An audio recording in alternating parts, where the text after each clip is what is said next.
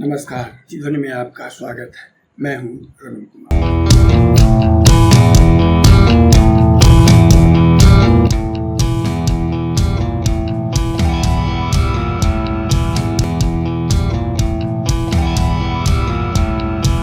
आज बात इतिहास के एक ऐसे चरित्र की जिसे आजाद भारत में या गुलामी काल में भी भारतीय राजनेताओं द्वारा कई प्रकार के उस पर दोषारोपण किए गए कि उसने संपूर्ण भारतीय जीवन पद्धति को, यहाँ की भाषा को, शिक्षा के माध्यमों को बदल दिया, जिस पर यह आरोप आज तक खासकर इस राष्ट्रवादी दौर के नेताओं द्वारा या बुद्धिजीवियों द्वारा यह लगाया जाता है कि मैकेले की शिक्षा पद्धति ने इस देश में एक ऐसे वर्ग का निर्माण कर दिया जो देखने में तो भारतीय हो पर उसकी सोच पश्चिमी हो। मैकेले ने अपनी रिपोर्ट 1835 ईस्वी में दी, लेकिन लगभग आज से 190 वर्ष पर मैकेले को चाहे भला बुरा कहा जाए, उसे गालियां दी जाए और उस पर तमाम तरह के आरोप लगाए, आज उसी के उपलब्धि या उसकी करतूतों के संबंध में थोड़ा सा जान लेना उपयुक्त होगा। मैकेले का पूरा नाम थॉमस बेबिंगटन मैकेले था। उसका जन्म 25 अक्टूबर 1800 ईस्वी में हुआ था। 1823 में वह बैरिस्टर बना, पर अपना पेशा करने की जगह उसने सार्वजनिक जीवन पसंद किया। 1830 में वह ब्रिटिश पार्लियामेंट का सदस्य चुना गया। 1834 ईस्वी में गवर्नर जनरल की एग्जीक्यूटिव काउंसिल का सदस्य बनाकर उसे भारत भेजा जाता, जहां उसकी प्रतिभा के कारण उसे शिक्षा आयोग का अध्यक्ष और लॉ कमीशन का प्रधान बना दिया गया। उसके बारे में सबसे बड़ा आरोप है कि उसने कहा था कि उसे ऐसा वर्ग इस देश में तैयार कर देना है अपनी शिक्षा पद्धति से जो मात्र अंग्रेजी शासन की सहायता में क्लर्क की भूमिका निभा सके। पर 190 वर्ष पूर्व उसके दिए गए रिपोर्ट और उसे लागू करने के बाद यदि तब से लेकर आज तक के इतिहास को हम देखें तो वह व्यक्ति मात्र 34 वर्ष का एक नौजवान, यहाँ से 7 समंदर दूर, जिसे यहाँ की संस्कृति सभ्यता के बारे में कुछ भी पता नहीं था, यहाँ के लोगों के बारे में मात्र उसने साल भर इस देश में भ्रमण और यहाँ का अध्ययन कर ऐसा रिपोर्ट बना दिया जो 1947 आज से 78 वर्ष पहले अंग्रेज की सरकार जाने के बावजूद लगातार उसका प्रभाव बढ़ता जा रहा है। उसने जिस अंग्रेजी शिक्षा लागू की थी और जिस पर सबसे अधिक आरोप उसका यही है, उसी अंग्रेजी शिक्षा के दम पर क्या आज भारत के लोग या उस समय के लोगों में यह चेतना नहीं आई कि वह उसी शासन के विरुद्ध खड़ा हो गया जिसे अपराजेय माना जाता था और कहा जाता था कि जिसके राज में सूर्य कभी अस्थिर नहीं होता था।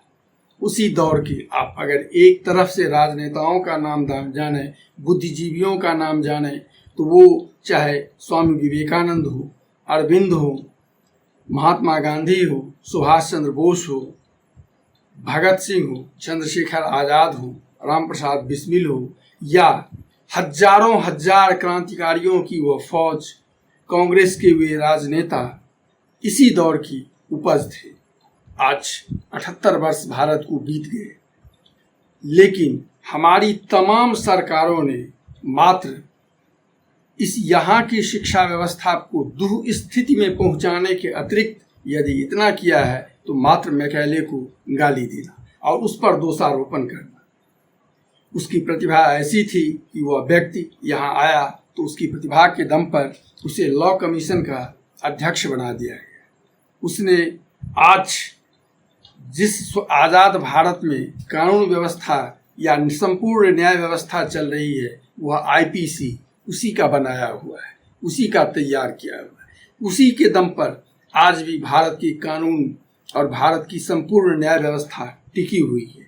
78 वर्षों में हमने उसमें अगर किया है तो उस व्यवस्था का कुछ विकृतीकरण, उसको इस तरह विकृत कर दिया है कि लोगों को सरल, सस्ता और न्याय नहीं मिल सके।